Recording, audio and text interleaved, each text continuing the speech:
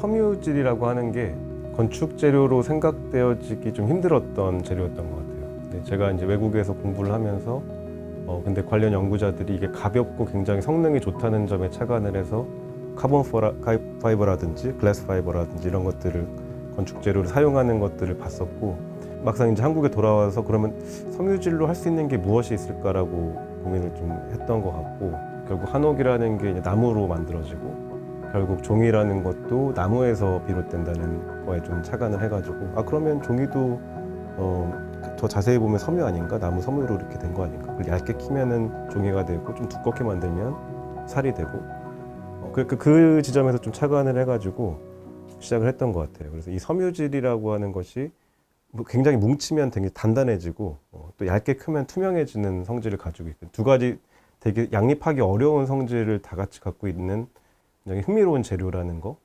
그리고 사실 우리나라에서 그 창호에 굉장히 많이 쓰였던 재료인데, 지금은 사실 유리가 그걸 완전히 대체를 해버렸고 한옥에서 더 이상 집에서 건축에서 더 이상 쓰지 않는 재료가 돼버렸거든요. 그래서 이 한지라는 거를 썼던 그 문화를 좀 이렇게 현대적으로 가져온다라는 의미도 좀 생각했던 것 같습니다. 이게 어떻게 보면은 현대적인 크래프트맨십이 필요하고 동시에 이제 전통적인 크래프트맨십이 동시에 필요한 작업이라고 생각하거든요.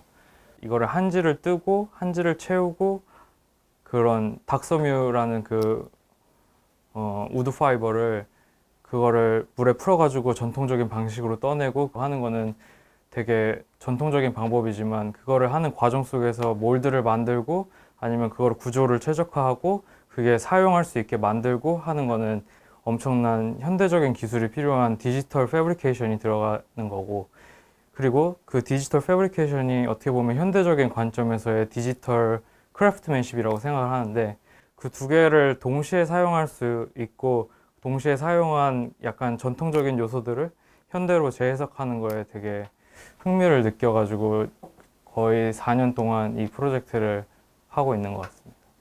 저희가 이게 처음부터 뭔가 결과물을 상상하고 시작한 연구가 아니었던 것 같아요. 저희가 이제 시작했던 동기는 사실 저기 보이는 저런 예술가들의 작업들이었거든요. 그러니까 뭔가 섬유로 공간을 만들어내는 듯한 작업들, 그거를 한 10배 키워보면 어떨까 이런 생각부터 시작을 했었고, 근데 그게 지금도 사실 이제 앞으로 어떻게 나가야 되나 이거를, 그러니까 어떻게 이걸 알리고 홍보하고 조금 건축 산업에 실제로 쓰일 수 있는, 저희가 실험적으로 몇 가지 적용하긴 했지만 이게 더 보다 많은 어떤 건축가들이 일반적으로 사용하는 재료가 되려면 넘어야 될 산들이 훨씬 더 많을 것 같습니다. 그래서 그 공간을 구축할 때 어떤 재료를 쓰고 그 재료를 어떻게 사용해야지 효율적이고 이런 부분들이 있는데, 이런 한지나 뭐 우드 파이버를 가지고 하는 작업들이 그런 저만의 생각을 확장하는 데 도움이 될 거라고 생각했습니다. 그리고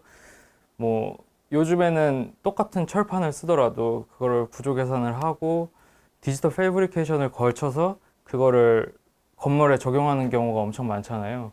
그런 것처럼 이제 새로운 재료들을 이제 시도해 볼 때가 되지 않았나 싶어가지고 관심을 갖고 하게 됐습니다. 섬유가 굉장히 매력적인 게 이제 가볍고 또 투명한데, 그렇다고 뭐 유리처럼 투명한 게 아니라 반투명하다고, 뭐 영어로 하면 트랜슬루선하다고 할 수 있을 것 같은데, 적당히 빛을 이렇게 막아주는 혹은 적당한 빛만 투과시키는 성질을 가지고 있는 것 같아요. 그래서 그것이 공간에 주는 어떤 느낌이 참, 이게 사진으로 담기도 어렵고 말로 표현하기도 어려운데, 한옥의 공간 안에 들어가 보면 한지 창호지로 덮여져 있는 공간 안에 들어가게 되는 건데, 낮에 들어가 보면 그 분위기가 굉장히 오묘하거든요.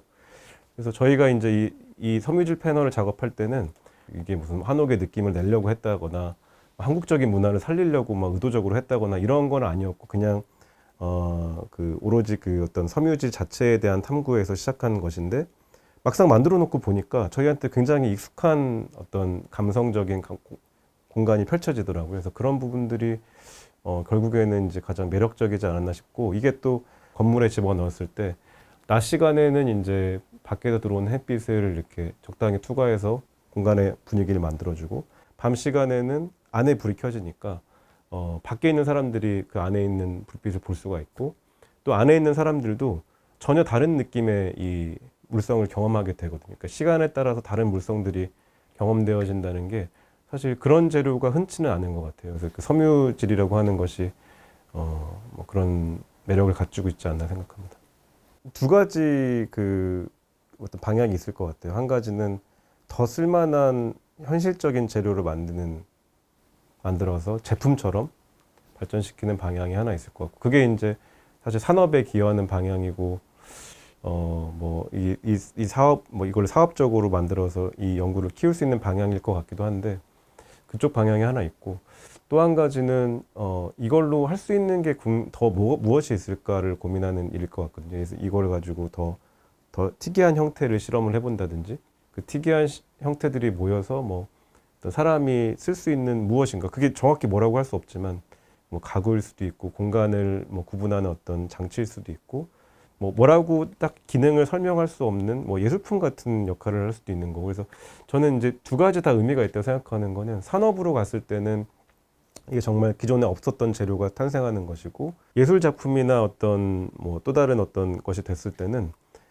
그것 자체가 가지고 있는 어떤 주장하는 바가 있을 것 같아요. 예를 들면 우리가 옛날 재료를 가지고 정말 그 어떤 사람이 손으로 어떤 화학 제품이나 친환경적이지 않은 재료들을 사용하지 않고 물만 사용해서 이걸 만들었다는 거를 봤을 때 사람들이 많이 느낄 것 같고, 이 환경에 대해서 생각을 할 것 같거든요. 지속 가능성에 대해서 많은 사람들이 탐구하고 있구나. 그러니까 그 자체가 얼마나 지속 가능하냐의 문제보다도 많은 사람들한테 영향을 줄 수 있으면 뭐 그 사람들이 어디선가 가서 또 그런 생각을 할 테니까, 그러니까 우리 사회의 생각이 지속 가능하게 되는 게 중요한 거 아닐까. 뭐 건축 재료를 잘 한번 쓰는 것도 중요하지만 그렇게 좀 의미부여할 수 있을 것 같습니다.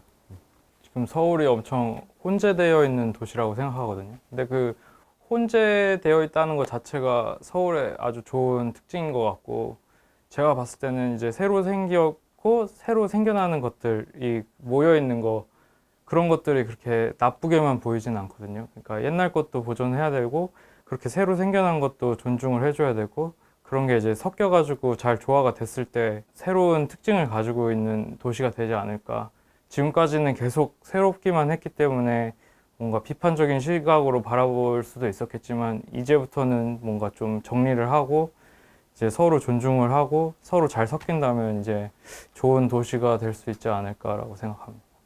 저는 이제 왜 사람들이 역사나 문화나 이런 것들에 관심이 있나, 왜 문화재를 지정을 하고 그 많은 돈과 그 노력을 들여가지고 그것들을 간직하려고 하는가를 고민하고 있거든요. 우리나라 세계에서 제일 잘한다고 해도 과언이 아닐 정도로 문화재에 대한 애착이 되게 많은 나라인데, 왜 그런가를 생각해 보니까 뭐 그걸 의미부여하자면, 그러니까 많은 사람들이 공유하고 있는 기억, 많은 사람들이 공유하고 있는 가치에 대한 이야기인 것 같거든요. 그러니까 이게 우리 것이라는 것에 대한 많은 사람들의 기억이 있는 거죠. 그리고 그게 기반이 됐을 때 사람들끼리 어떤 공동체 의식이 생기고, 예를 들면 우리가 지하철을 한번 타더라도 지하철 안에 그 일시적인 공동체, 그 50명, 100명이 한 칸에 있는 사람들 중에 단 한 사람이라도 거기서 이상한 짓을 하거나 질서를 어긴다면 그 시간이 굉장히 불쾌해지고 그날 하루 종일 기분이 나쁜 경험을 아마 누구나 하게 될 텐데, 그러니까 그만큼 어떤 공동체 의식이라는 게 정말 밑바닥에 있어서 잘 안 보이지만 정말 중요한 것이라는 생각이 들거든요. 그래서 우리가 뭐 문화나 뭐 시간이나 역사나 이런 것들을 얘기하는 것이 결국 그 공동체 의식을 마련하기 위한 것이 아닌가 생각이 들고, 또 그것을 물리적으로 보존하고 물리적으로 만들어내는 역할을 건축가들이 하기 때문에, 그래서 건축가한테 역사와 문화에 대한 교육이 필요하고 그 의식이 필요하지 않을까라고 생각을 합니다. 도시를 만들어가는 것이 뭐 건축가 혼자 하는 일은 아니지만, 건축가가 그런 의식을 가지고 물리적인 환경을 만들 때 사회가 더 발전하는 길이 아닌가 생각합니다.